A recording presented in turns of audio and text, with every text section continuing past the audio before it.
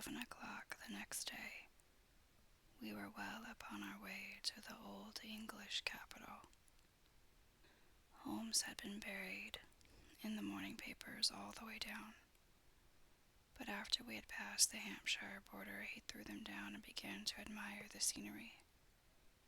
It was an ideal spring day, a light blue sky flecked with little fleecy white clouds drifting across from west to east. The sun was shining very brightly, and yet there was an exhilarating nip in the air, which set an edge to a man's energy. All over the countryside, away to the rolling hills around Aldershot, the little red and gray roofs of the farm steadings peeped out from amid the light green of the new foliage. "Are they not fresh and beautiful?" I cried, with all the enthusiasm of a man fresh from the fogs of Baker Street. But Holmes shook his head gravely. "Do you know, Watson," said he, "that it is one of the curses of a mind with a turn like mine that I must look at everything with reference to my own special subject. You look at these scattered houses, and you are impressed by their beauty. I look at them, and the only thought which comes to me is a feeling of their isolation, and of the impunity with which crime may be committed there." "Good heavens," I cried, "who would associate crime with these dear old homesteads? They always fill me with a certain horror. It is my belief, Watson, founded upon my experience, that the lowest and vilest alleys in London do not present a more dreadful record of sin than does the smiling and beautiful countryside." "You horrify me, but the reason is very obvious. The pressure of public opinion can do in the town what the law cannot accomplish. There is no lane so vile that the scream of a tortured child or the thud of a drunkard's blow does not beget sympathy and indignation among the neighbors. And then the whole machinery of justice is ever so close that a word of complaint can set it going. And there is but a step between the crime and the dock. But look at these lonely houses, each in its own fields, filled, for the most part, with poor, ignorant folk who know little of the law. Think of the deeds of hellish cruelty, the hidden wickedness, which may go on year in, year out in such places, and none the wiser. Had this lady who appeals to us for help gone to live in Winchester, I should never have had a fear for her. It is the 5 miles of country which makes the danger. Still, it is clear that she is not personally threatened. No, if she can come to Winchester to meet us, she can get away. Quite so. She has her freedom. What can be the matter, then? Can you suggest no explanation? I have devised 7 separate explanations, each of which would cover the facts as far as we know them. But which of these is correct can only be determined by the fresh information which we shall no doubt find waiting for us. Well, there is the tower of the cathedral, and we shall soon learn all that Miss Hunter has to tell. The Black Swan is an inn of repute in the High Street, at no distance from the station, and there we found the young lady waiting for us. She had engaged a sitting room, and our lunch awaited us upon the table. "I am so delighted that you have come," she said earnestly. "It is so very kind of you both. But indeed I do not know what I should do. Your advice will be altogether invaluable to me. Pray tell us what has happened to you." "I will do so, and I must be quick, for I have promised Mr. Rucastle to be back before 3. I got his leave to come into town this morning, though he little knew for what purpose. Let us have everything in its due order." Holmes thrust his long, thin legs out towards the fire and composed himself to listen. "In the first place, I may say that I have met on the whole with no actual ill-treatment from Mr. and Miss Rucastle. It is only fair to them to say that, but I cannot understand them, and I am not easy in my mind about them. What can you not understand? Their reasons for their conduct. But you shall have it all just as it occurred. When I came down, Mr. Rucastle met me here and drove me in his dog cart to the Copper Beeches. It is, as he said, beautifully situated.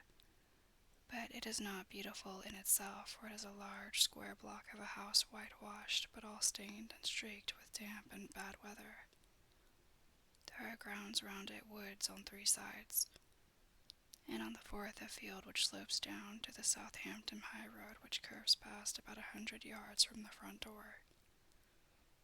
This ground in front belongs to the house, but the woods all round are part of Lord Southerton's preserves. A clump of copper beeches immediately in front of the hall door has given its name to the place.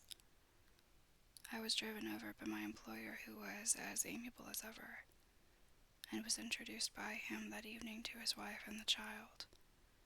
There was no truth, Mr. Holmes, in the conjecture which seemed to us to be probable in your rooms at Baker Street. Miss Rucastle is not mad. I found her to be a silent, pale-faced woman, much younger than her husband, not more than 30, I should think. Well, he can hardly be less than 45. From their conversation I have gathered that they have been married about 7 years, that he was a widower, and that his only child by the first wife was the daughter who was gone to Philadelphia. Mr. Rucastle told me in private that the reason why she had left them was that she had an unreasoning aversion to her stepmother. As the daughter could not have been less than 20, I can quite imagine that her position must have been uncomfortable with her father's young wife. Miss Rucastle seemed to me to be colorless in mind as well as in feature. She impressed me neither favorably nor the reverse. She was a non-entity. It was easy to see that she was passionately devoted both to her husband and to her little son. Her light gray eyes wandered continually from one to the other, noting every little want and forestalling it, if possible. He was kind to her also in his bluff, boisterous fashion, and on the whole they seemed to be a happy couple. And yet she had some secret sorrow, this woman. She would often be lost in deep thought with the saddest look upon her face. More than once I have surprised her in tears. I have thought sometimes that it was the disposition of her child which weighed upon her mind, for I have never met so utterly spoiled and so ill-natured a little creature. He is small for his age, with a head which is quite disproportionately large. His whole life appears to be spent in an alternation between savage fits of passion and gloomy intervals of sulking. Giving pain to any creature weaker than himself seems to be his one idea of amusement, and he shows quite remarkable talent in planning the capture of mice, little birds, and insects. But I would rather not talk about the creature, Mr. Holmes. And indeed he has little to do with my story. I am glad of all the details, remarked my friend, whether they seem to you to be relevant or not. I shall try not to miss anything of importance. The one unpleasant thing about the house which struck me at once was the appearance and conduct of the servants. There were only 2, a man and his wife. Taller, for that is his name, is a rough, uncouth man with grizzled hair and whiskers, and a perpetual smell of drink. Twice since I have been with them he has been quite drunk, and yet Mr. Rucastle seemed to take no notice of it. His wife is a very tall and strong woman with a sour face, as silent as Miss Rucastle and much less amiable. They are a most unpleasant couple, but fortunately I spend most of my time in the nursery and my own room, which are next to each other in one corner of the building. For 2 days after my arrival at the Copper Beeches, my life was very quiet. On the 3rd, Miss Rucastle came down just after breakfast and whispered something to her husband. "Oh yes," said he, turning to me. "We are very much obliged to you, Miss Hunter, for falling in with our whim so far as to cut your hair. I assure you that it has not been detracted in the tiniest iota from your appearance. We shall now see how the electric blue dress will become you. You will find it laid out upon the bed in your room, and if you would be so good as to put it on, we should both be extremely obliged. The dress which I found waiting for me was of a peculiar shade of blue. It was of excellent material, a sort of beige, but it bore unmistakable signs of having been worn before. It could not have been a better fit if I had measured for it. Both Mr. and Miss Rucastle expressed a delight at the look of it, which seemed quite exaggerated in its eminence. They were waiting for me in the drawing-room, which is a very large room, stretching along the entire front of the house with 3 long windows reaching down to the floor. A chair had been placed close to the central window with its back turned towards it. In this I was asked to sit, and then Mr. Rucastle, walking up and down on the other side of the room, began to tell me a series of the funniest stories that I have ever listened to. You cannot imagine how comical he was, and I laughed until I was quite weary. Miss Rucastle, however, who has evidently no sense of humor, never so much as smiled, but sat with her hands in her lap and a sad, anxious look upon her face.